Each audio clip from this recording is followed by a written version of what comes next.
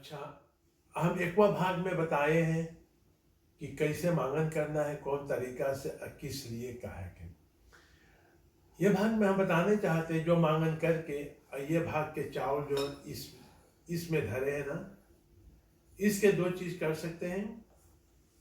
और ये जो जितनी भी मांगन आप चाहे हाथों में चावल लेके करके इसमें धरना। तो इस भाग में हम बताने चाहते हैं कि वो चावल तो आप निकाल लिए हैं मांगन करने को फल पाने के लिए, तो वो उसके क्या करना चाहिए वो भी बता दूं। तो वो भाग जो पहला भाग में हम बोल चुके हैं कि मांगन करना कैसे, क्या मांगन करना है।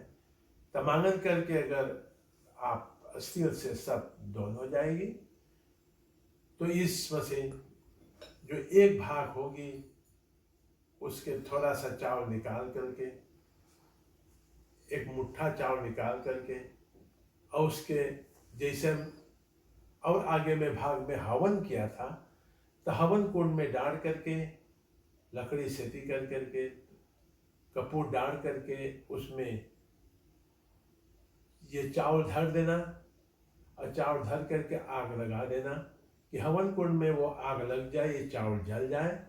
ये चावल जलने से जो आप मांगन किया है तो वो प्रकृति में जाएगी, सारे विश्व में।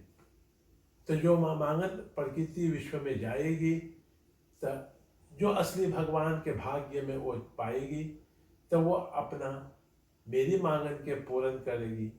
अब वो क्या करेगी, तो वो तो सदा वाला तक नहीं जाने। इसलिए कि प्रकृति भी धरती आकाश वायु जल अग्नि जो है या गर्मी जो है वो भी सदा के लिए है। जो भाग में हम बताए हैं कि कैसे दुनिया के हमरे सोच में रचयिता हुए था, तो सदा वाला आदि अखंड कठोरतापन के अग्नि से अगर वो एक छोटा सा अंश के दूसरा रूप मांगन किया था, उसमें समाये था, तो वो भी सदा के लिए था, दूसरा रूप भी सदा के लिए था। वो अपने चक्र में घुमाते हुए, अपने डुबाते हुए और जन्म मरण के चक्र में घुमाते हुए एक प्रकृति के विश्व बने हैं, तो उस भी सदा के लिए है। लेकिन उसमें जो मनुष्य जनावर अब पेड़ पालों से बनने से, अब मनुष्य अब जनावर पेड़ पालों से उत्पत्ति किए हुए, कराए हुए, करवाए हुए, वो सब सदा के लिए नहीं है।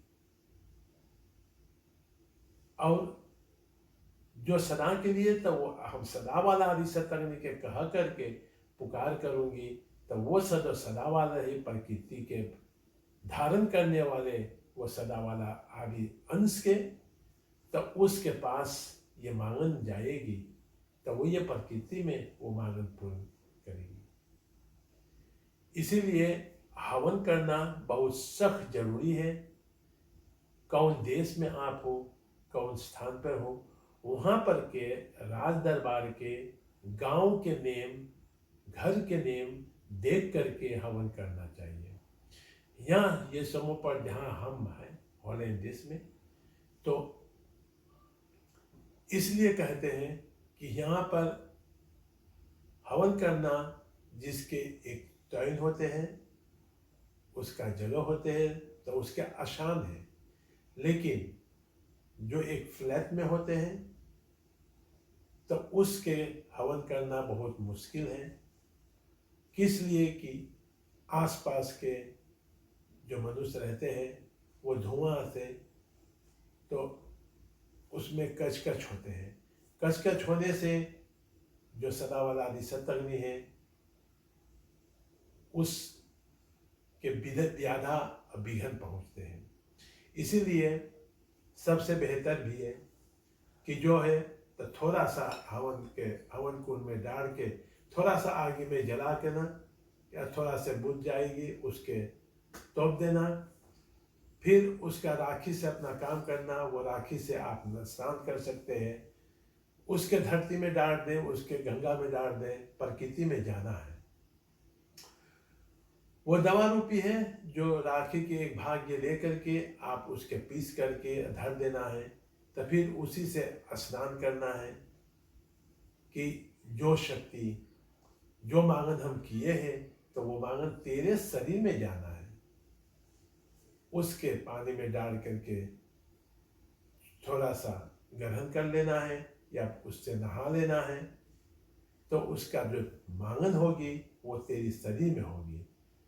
इसीलिए सदा वाला आदि सत अग्नि के एक छोटा सा अंश आत्मा रूपी तुझ में भी है। तो हम लोग अपना शरीर के वो अंश के भी उसका मान करना चाहिए, और उसका मान करने से तो तेरे शरीर के बढ़ंती होगी, तेरे शरीर के तंदुरुस्त होगी, पवित्र होगी।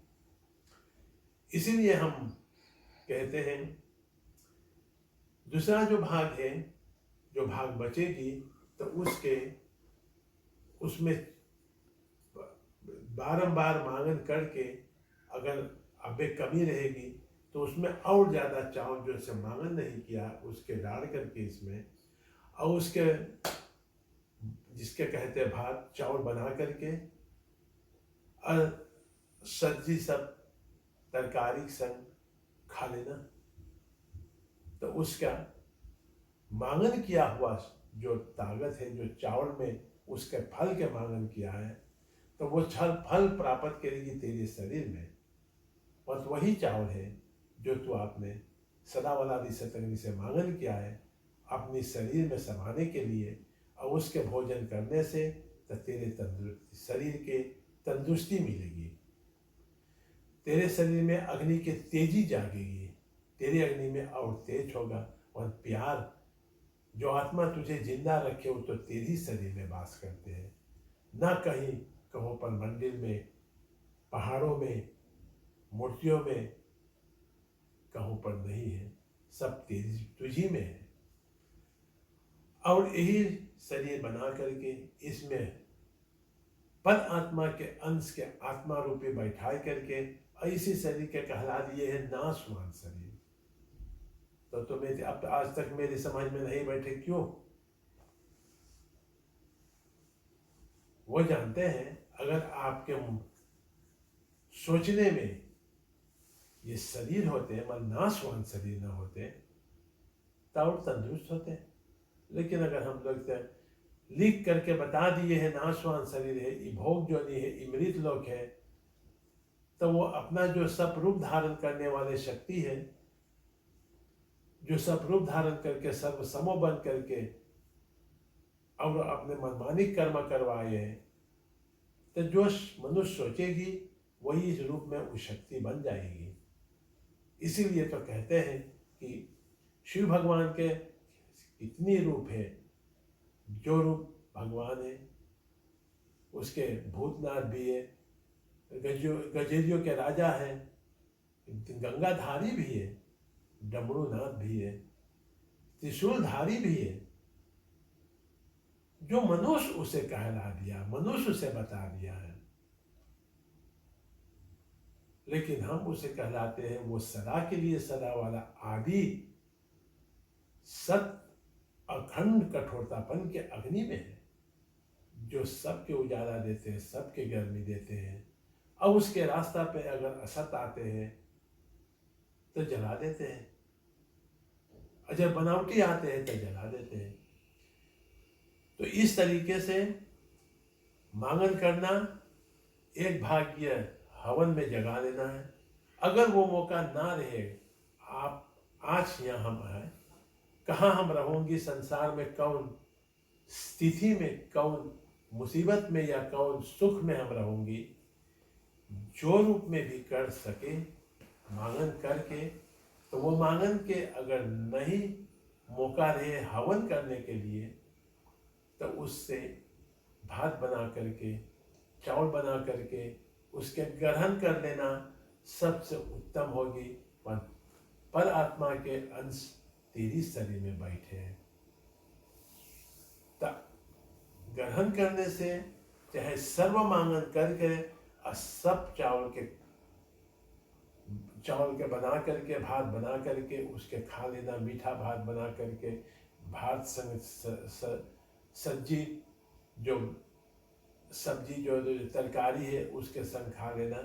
लेकिन आपके अंदर में आत्मा है तो आपके पास जाना, वह तो ही वही से मांग करते हैं। ये मेरी सोच है, मेरे विचार है।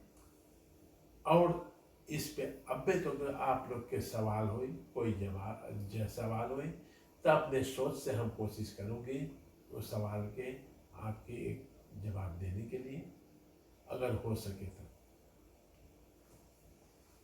इतने तक मेरा संदेश है। यहाँ पर माई